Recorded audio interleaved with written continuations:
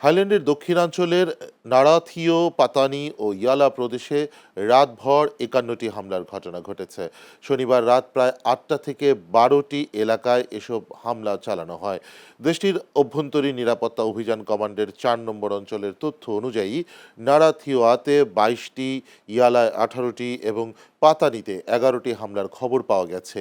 হামলায় আইইডি ব্যবহারের পাশাপাশি সরকারি কর্মকর্তা, বেসামরিক নাগরিক ও অবকাঠামোকে লক্ষ্যবস্তু করা হয়েছে বলে ধারণা করছে নিরাপত্তা বাহিনী। নারাথিওয়াতে ২ জন আহত হলেও অন্য ২ প্রদেশে কোনো বেসামরিক হতাহতের খবর পাওয়া যায়নি। হামলার পর ঘটনাস্থলে নিরাপত্তা বাহিনী মোতায়েন করা হয়েছে।